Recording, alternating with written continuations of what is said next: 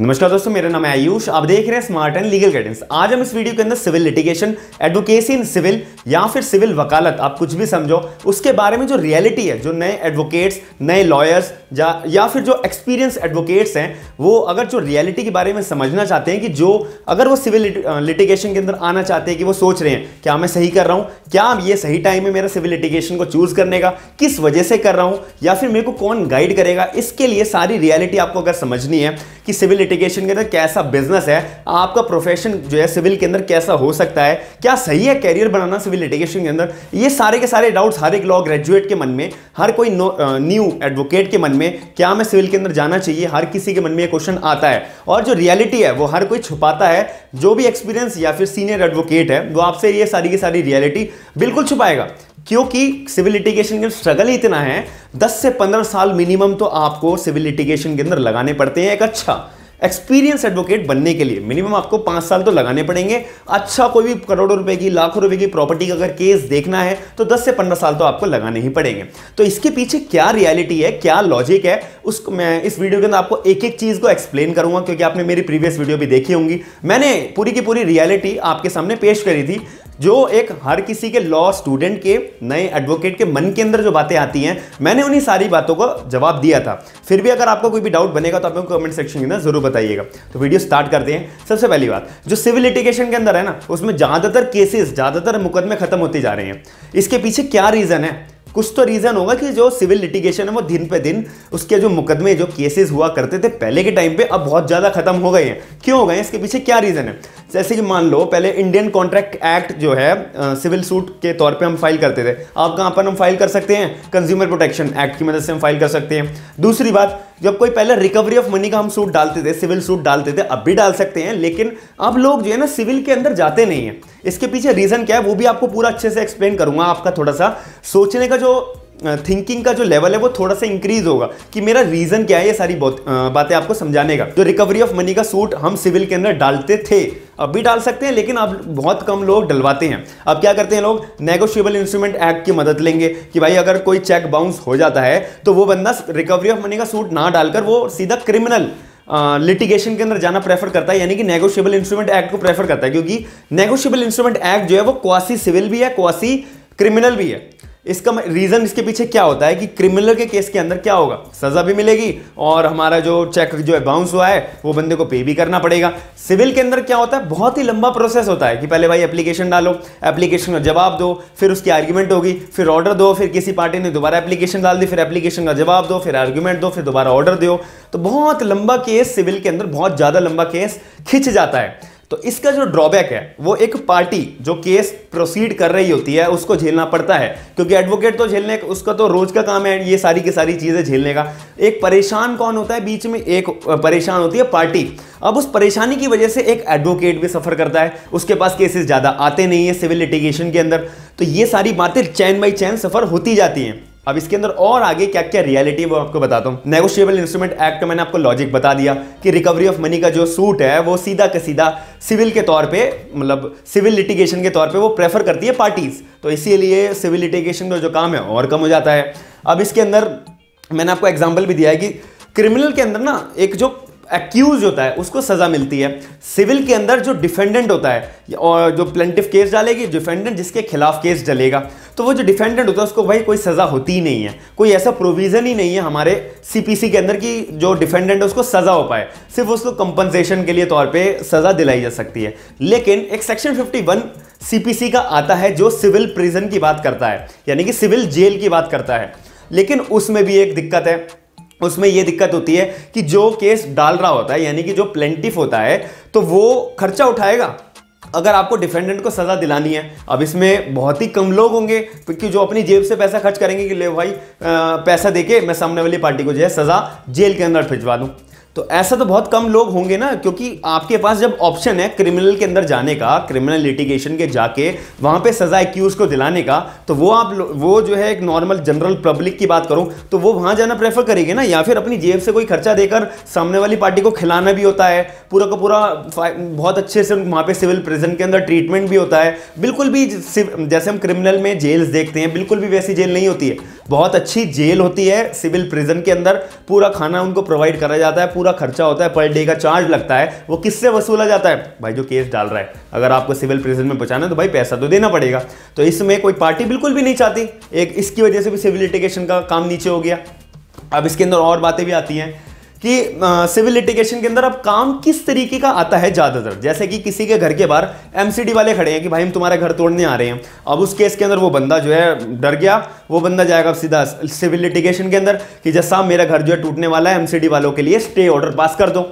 इसमें civil litigation हो सकता है, और ये भी आप जानते हैं ये भी केसेस आते हैं। लेकिन एक कॉमन सेंस की बात बताओ, जो 2 या 3 साल तक का बंदा जो अभी सिविल लिटिगेशन के अंदर प्रैक्टिस कर रहा है, तो वो जो जिसको प्रॉब्लम हो रही है एमसीडी के घर के, जो उसके घर के बाहर एमसीडी वाले खड़े हैं, तो वो बंदा क्या 2-3 साल जिसने प्रैक्टिस करी है उसके पास जाएगा, या फिर जिस पे 10 से या 15 साल तक का एक्सपीरियंस है, जिसको पता है कि भाई ये 10 से 15 साल का इसके पास एक्सपीरियंस है, ये मुझे स्टे ऑर्डर दिला देगा, उसके पास जाएगा? एक कॉमन सेंस समझो जो मैं आपको समझाना चाह रहा हूं। एक और बहुत बढ़िया एग्जांपल अभी आपको एक स्टेप के बाद दूंगा, उससे आपको और क्लैरिटी होगी कि मैं जो आपको सिविल लिटिगेशन के बारे में बता रहा हूं वो सच है बिल्कुल। आप भले ही मेरी बात पे अभी भरोसा नहीं करोगे, जब आप सिविल लिटिगेशन को चूज करोगे ये सारी की सारी चीजें आपके मन से खुद निकलेंगी, जब मैं आपको अभी समझाना चाह रहा हूं।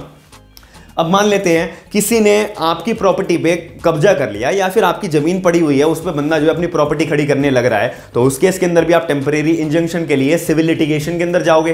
तो अब एक कॉमन सेंस की बात समझो कि एक बंदे की प्रॉपर्टी खाली पड़ी हुई है, तो उस बंदे की प्रॉपर्टी पे किसी ने अपनी जमीन यानी कि अपनी दीवार खड़ी कर रहा है, तो वो बंदा प्रॉब्लम में आ गया कि भाई मेरी दीवार मेरी जमीन है और तुम मेरी जमीन पे तुम दीवार खड़ी कर रहे हो। अब वो बंदा किसी ऐसे वकील के पास ही तो जाएगा, 10 से 15 साल के वकील के पास, जिसके पास एक्सपीरियंस होगा, वो क्योंकि उसकी लाखों करोड़ों रुपए की जमीन है, तो वो अपनी लाखों करोड़ों की जमीन जो कि ऐसे वकील को थोड़ी ना प्रेफर करेगा जो इसके बाद 2 से 3 साल का एक्सपीरियंस होगा।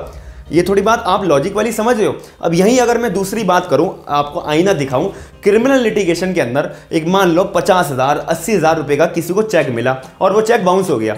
अब उसको क्या करेगा? वो सिविल का सूट भी डाल सकता है रिकवरी ऑफ मनी का, लेकिन वो नहीं जा रहा है क्योंकि भाई लंबा टाइम लगेगा, पहले एप्लीकेशन डालो, फिर जवाब दो, फिर आर्गुमेंट दो, फिर ऑर्डर दो, फिर दोबारा एप्लीकेशन, तो ये बहुत लंबा प्रोसेस हो जाएगा। इससे बेहतर है वो अपना क्रिमिनल लिटिगेशन यानी कि क्रिमिनल प्रोसीडिंग्स वो करवा सकता है। अब वो जिसका चेक बाउंस हुआ है, तो वो अब एक 2 या 3 साल जिसको एक्सपीरियंस है और जो प्रैक्टिस कर रहा है कोर्ट के अंदर क्रिमिनल लिटिगेशन के अंदर, क्रिमिनल एडवोकेसी इन क्रिमिनल के अंदर, उसके पास जाने की पूरी पूरी उम्मीद है, क्योंकि उसका 50 से 80,000 रुपए का चेक जो है बाउंस हुआ है और उसको पूरी पूरी भरोसा होगा कि भाई इसको 2 से 3 साल हो गए क्रिमिनल के अंदर प्रैक्टिस करते हुए, तो ये जो है मेरा नेगोशिएबल इंस्ट्रूमेंट एक्ट के मदद से, सेक्शन 138 की मदद से, एनआई एक्ट का, कि मेरा केस फाइल करवा देगा। तो इसमें आप थोड़ा सा लॉजिक समझो, सिविल में आपके पास केस ना आने की उम्मीद है पूरी 2 से 3 साल तक, क्रिमिनल के अंदर आपके पास बैठे बैठा केस आने की आराम से उम्मीद है।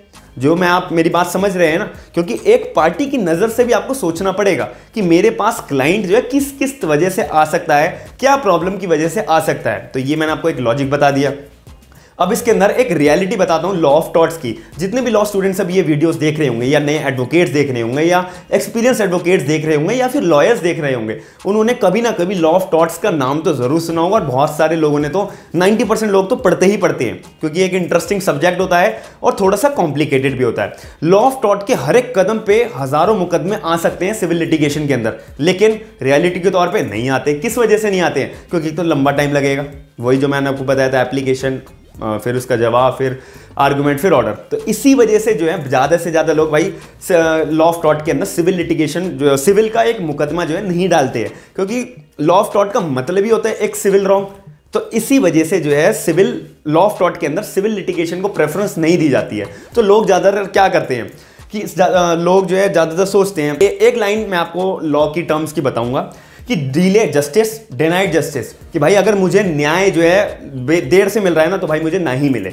मैं तो यही प्रेफरेंस रखता हूं कि मुझे न्याय जो है ना ही मिले, क्योंकि मुझे जस्टिस इतनी डिले मिल रहा है, क्योंकि मैंने आपको बताया कि सिविल लिटिगेशन का इतना टाइम लगता है। तो इसीलिए लॉ ऑफ टॉर्ट्स को भी लोग प्रेफरेंस नहीं देते हैं। लोग फिर क्या करते हैं, लोग फिर जो है कोर्ट को, अगर आपको अपना केस एक सिविल लिटिगेशन के तौर पे अगर आपको अपना केस जो है प्रोसीड करना है ना कोर्ट के अंदर, तो आपको इतना परफेक्ट होना पड़ेगा पहले कि आपके सामने जो केस लड़ रहा है, यानी कि जो प्लेंटिफ होगा, डिफेंडेंट होगा, तो दोनों पार्टीज को अपने आप को परफेक्ट इतना अच्छा रखना पड़ेगा कि भाई आप केस प्रोसीड कर पाए।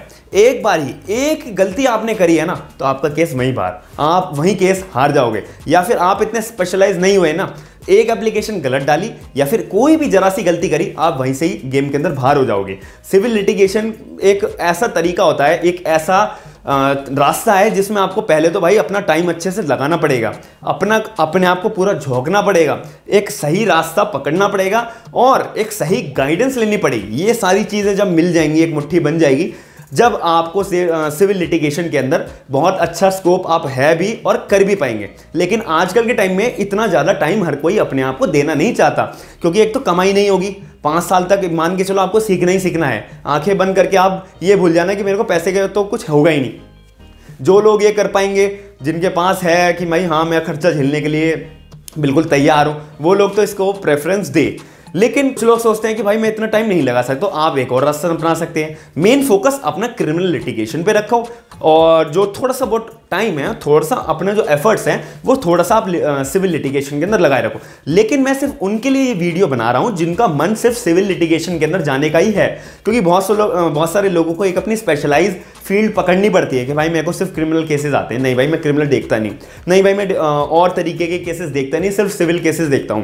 तो ये स्पेशलाइज फील्ड आपको एक पकड़नी होती है, बहुत सारे लोगों का मन भी होता है। तो उनके लिए मैंने आपको एक डायरेक्शन देने के लिए ये चीज़ प्रोवाइड कराई है एक एक डिटेल के अंदर।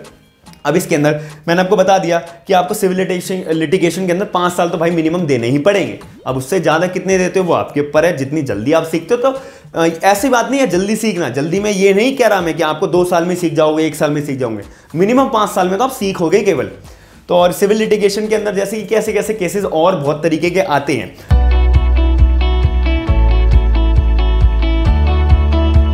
तो एक कॉमन सेंस से आप सोचो, किसी की लाखों करोड़ों रुपए की तो ऑब्वियस प्रॉपर्टी स्टार्ट होती है, तो कोई आपको 2 या 3 साल की प्रैक्टिस के अंदर डिवोर्स प्रॉपर्टी का केस देगा? बिल्कुल भी नहीं देगा। वसीयत, प्रॉपर्टी की लाखों की वसीयतें बनती हैं कि भाई मरने के बाद सबको प्रॉपर्टी बटेगी, तो प्रॉपर्टीज तो बढ़ेंगी ना, तो इतनी महंगी प्रॉपर्टीज हैं, तो इसमें क्या 2 या 3 साल तक के कोई सी वकील के प्रैक्टिस को कोई अपना वसीयत का कोई केस देगा? बिल्कुल भी नहीं देगा। इसके बाद डिवोर्स का, भाई डिवोर्स के अंदर भी जब मेंटेनेंस की बात आती है या कुछ भी तरीके की बात आती है, आप थोड़ा कॉमन सेंस से सोचिए। मैं अगर एग्जांपल देने पाया तो बहुत सारे एग्जांपल मेरे को साथ में देने पड़ेंगे, इसीलिए मैं थोड़े से एग्जांपल अवॉइड कर रहा हूं। तो डिवोर्स की अगर आप बात सोचेंगे तो डिवोर्स का केस भी कोई 2 या 3 साल के एक्सपीरियंस बंदे को कोई थोड़ी ना देगा। थोड़ा सा भी ये लॉजिक तो समझो, मैं जिस डायरेक्शन में आपको समझाना चाह रहा हूं। तो इसी वजह से सिविल लिटिगेशन के अंदर ये पॉइंट्स आते हैं। एक लास्ट पॉइंट बताकर आपको मैं वीडियो खत्म कर रहा हूं। जो सबसे ज़्यादा एक ड्रॉबैक है सिविल लिटिगेशन के अंदर मुकदमे का खत्म होने का, वो सबसे बड़ा है आर्बिट्रेशन एंड कंसिलिएशन एक्ट। आप एक कॉमन सेंस से सोचो, किसी एक पार्टी के पास ऑप्शन दे दिया कि भाई या तो तुम बाहर की बार जो है अपना सेटलमेंट कर लो, समझौता कर लो और केस को खत्म करा लो, या फिर भाई तुम अपना थोड़ा लंबा तुम्हारा केस खिंचेगा सिविल का, तुम वो प्रेफर कर लो। तो पार्टी क्या चूज करेगी? भाई बाहर की बार मेरा समझौता हो जाए, मेरे को नहीं जाना इतनी लंबी सिविल के अंदर। तो क्या बाहर का बाहर समझौता करने का क्या रास्ता निकाल रखा है? आर्बिट्रेशन एंड कंसिलिएशन एक्ट, कि बाहर की बार आपस की पार्टी है, वो आपस में अपना डिस्प्यूट, जो भी उनके बीच में डिस्प्यूट है, वो आपस में अपना सेटलमेंट कर लेगी, समझौता कर लेंगी और आराम से खुशी खुशी वो भी खुश, और कोर्ट के अंदर केस भी नहीं चढ़ा और बाहर की बार उनका सेटलमेंट हो गया। इससे ड्रॉबैक किसको पड़ा? हम जैसे नए एडवोकेट्स को, नए लॉयर्स को सिविल लिटिगेशन के अंदर फील्ड बनाना चाह रहे हैं। तो मैं आपको उम्मीद करता हूं कि मैंने जो आपको एक्सप्लेनेशन, जिस डायरेक्शन में आपको समझाने की कोशिश करी है, आपको वो एक एक चीज क्लियर हुई होगी। मैं आशा करता हूं कि अगर आपको कोई भी डाउट होगा, आप मेरे को कमेंट सेक्शन में अपना कमेंट करके जरूर बताएंगे। प्लस एक आपसे रिक्वेस्ट है कि मेरे चैनल को सब्सक्राइब जरूर करिएगा और ज्यादा से ज्यादा लोगों को शेयर करिएगा, क्योंकि ज्यादा व्यूज जब आएंगे तो इससे मेरे को शो होता है कि ज्यादा पब्लिक देखने की मतलब सोच रही है। तो इस वजह से मेरा भी अंदर से मोटिवेशन बहुत ज्यादा बढ़ेगा कि मैं ऐसी कंटेंट आपके लिए प्रेजेंट करूं और आपको बिल्कुल भी डिससेटिस्फाई ना होने दूं। और मैं साथ ही में अभी नया एक प्लेटफॉर्म लेकर आ रहा हूं जिसमें मैं ज्यादा से ज्यादा डेली बेसिस पे लीगल न्यूज आपके लिए प्रेजेंट करूंगा। जैसे कि आपने बहुत सारे चैनल्स के अंदर टेक न्यूज देखी होगी, साथ ही में मैंने एक सोचा है कि मैं लीगल न्यूज के तौर पे आपके सामने बहुत सारी चीजें प्रेजेंट करूं, जिससे कि हर लॉ स्टूडेंट या हर नए एडवोकेट्स के मन में एक डाउट होता है कि भाई मैं नया कोई जजमेंट आया है या फिर नई कोई एक लीगल टर्म्स के तौर पे कोई भी एक चीज आई है, तो वो मैं फिर से पढ़ी नहीं जा रही। तो मैं आपके लिए बिल्कुल सिंपल लैंग्वेज में, जैसे आपके सामने सारी वीडियोस प्रेजेंट करता हूं, वो आपके सामने पेश करूंगा। तो आप मेरे को सपोर्ट जरूर करिएगा, चैनल को सब्सक्राइब जरूर करिएगा। थैंक यू, धन्यवाद।